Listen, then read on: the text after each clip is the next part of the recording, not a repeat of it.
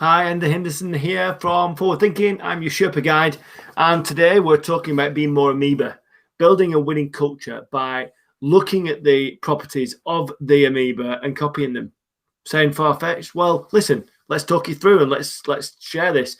It's the first time I've shared this really, but it's been something on my mind for about 6 or 7 years. I often thought I was barking mad with this concept, but the more I think about it, the more I just think, no, it's absolutely right. And this concept worked for us to build a winning culture. In the business I last ran, we grew revenues, profitability massively. We built a winning culture. Most of it, the lion's share of it was great. There always are problems with odd members of staff and little things we needed to work on and stuff. But by moving more from a hierarchical structure to an amoeba-like structure, it really worked. Let me just give you a bit of an example though. Like back in the day, one of the things that, and we seem to be on a run here. Like yesterday, I talked about one of the biggest mistakes I made in business. This was another one, right? So I like to, in my head, I like to see things in boxes. I like to see things separated and siloed and all laid out in front of me so I can see individually what each component is doing. And when I became MD, to fix a certain problem that we had in our technical team, we had 3 or 4 different types of technical people in our team. And and what I did was I needed to separate them all out. So we made their role profiles and job descriptions and everything super separated. We made them all quite siloed, all quite hierarchical, and it kind of worked for me because I could see it on paper. I could see it all sort of marked out, all everyone in boxes. That's their box. That's their box. So I could see what was kind of going on and who was responsible for what. And for me, that worked really, really well. For the business, though, it was an absolute disaster. Separating everyone out in a particular team, dependent on the role that they did and the skills that they had, really didn't work, and it caused us massive operational problems because people stopped communicating. I mean, they just didn't work together. It wasn't cohesive. It wasn't collaborative anymore. It was like, well, that's their job over there.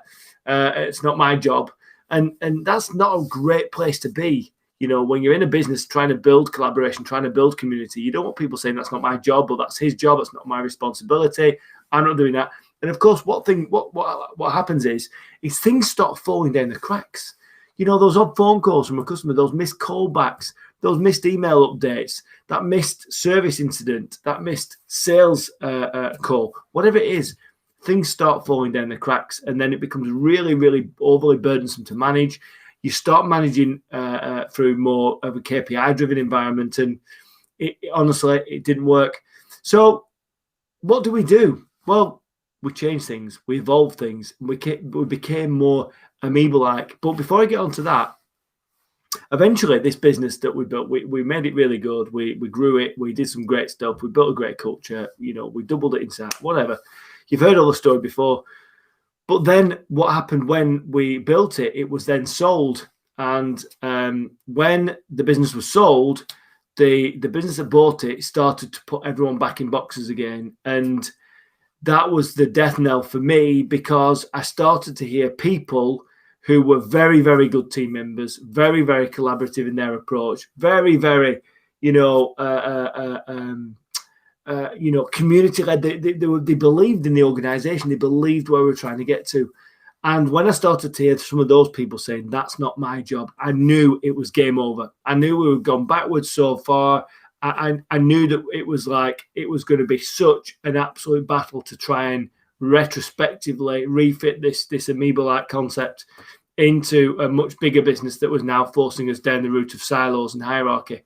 So, I mean, I've always had this picture in my head about how we kind of did this. And, if I can share my screen now, which I will, we've got this traditional sort of hierarchical structure, like, it's the box thing, isn't it? It's like there's a box here. Oh, hang on, it's not working. There we go. We'll get it working. There we go. I'll pick black. So there's this is the box. And typically we have the boss in the box. And then, because he's at the top of the organization, then we have a raft of management and things underneath.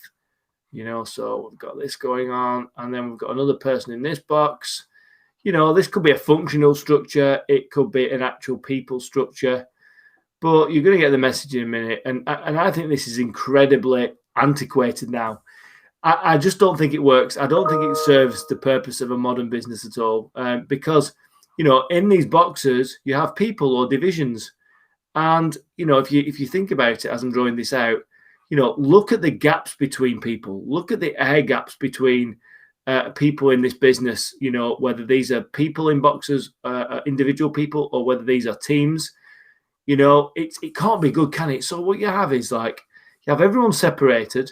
So there's air gaps here between everyone. There's air gaps here. There's air gaps. And then you have these pipes. You have these thin pipes, and these thin pipes, you could arguably say that these are the communication pipes. So the boss communicates down, and it goes down to him or her, and down to them, and down to this person, and down here. If you're lucky, because those pipes, right, are really quite thin, and they're not connected to everybody, and everyone's not going to hear the same message all at once, and they're lucky if they actually hear anything from that top-down approach. And this siloed work and this uncollaborative approach, it's him, not me, it's their job, not my job. It kind of has no place in the work that we do nowadays. Wouldn't you agree? I mean, hit me up in the comments and let me know what you think. And so we had that, and I like that. My brain likes looking at that. I've got them in that box, those people in that box, that reality is though it kind of doesn't work from a practical perspective. And how we evolved and really developed our culture so that we created belief and we created high performance. Yes, there was vision. Yes, there were goals. Yes, it was communicated. Yes, we did all that. We spoke about this yesterday on the live. But the concept that was in my head that we were trying to move towards and I can't say we did it at 100%. I can't say we made the massive shift. But what we kind of did is we moved to this amoeba-like concept where, if I just get rid of that a second, and I'll just get my colour back on black. In fact, I'll turn it green, because when you think of an amoeba, it's kind of green in colour. So let's think about this amoeba. What does it look like, right?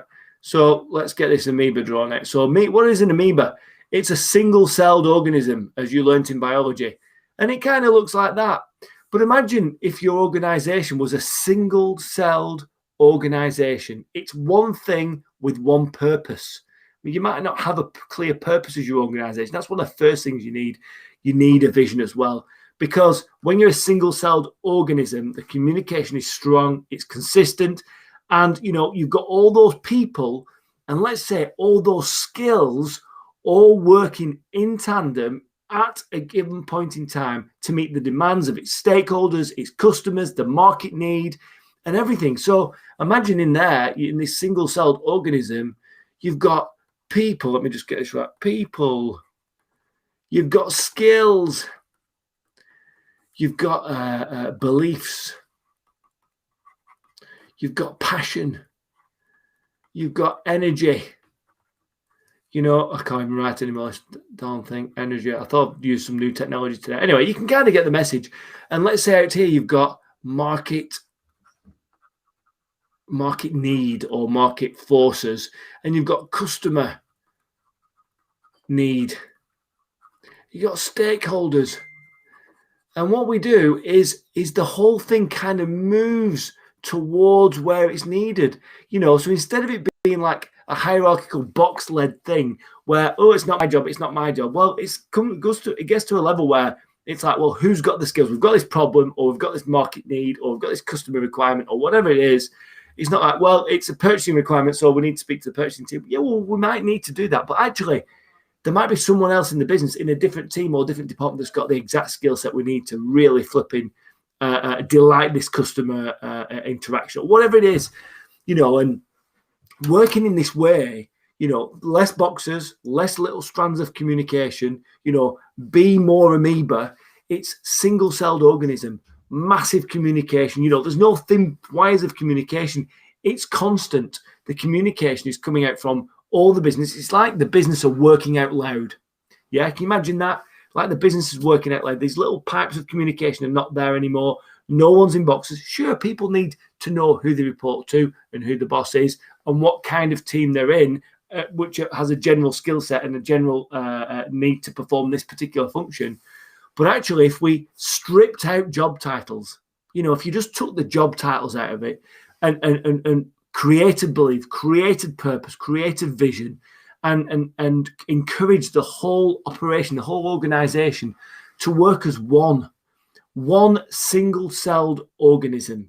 Less hierarchy, less boxes, less bureaucracy and red tape, more what is the need? What does this business need? What do our employees need? What does the customer need? What do our stakeholders need? And let's get all those skills, those beliefs, those passions, that energy, those skills, everything all moving towards meeting the needs of that organization's key stakeholders. And I think that's the transition that I'd love to see businesses. Now, if you ask me exactly how to do that from a like a systemized approach, I could probably say to you, I can't achieve that for you. I can't go 100% there because we never got 100% there. We got about 80% there where it was all the skills, but maybe 80% was actually the nirvana, because maybe going too far, it won't work. But the concept, absolutely. You know, when I work with my larger customers that have a board of directors, you know, and a big bunch of employees, multi-million-pound revenues and stuff, this is part of the outcome. We stop the silos. We stop the thin pipes of communication. We start working out loud. We start being more inclusive, more collaborative across the organization.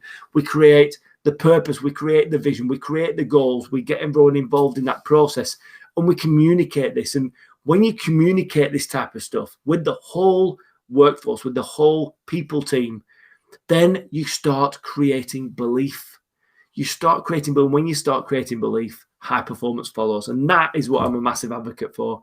You know, I absolutely love nothing more than going into a business that's not quite working right, that's overly siloed, that's not got a clear vision, that people just aren't on board with it all. They turn up at 9 o'clock, going at 5 o'clock, job done, satisfactory, I get paid at the end of the month.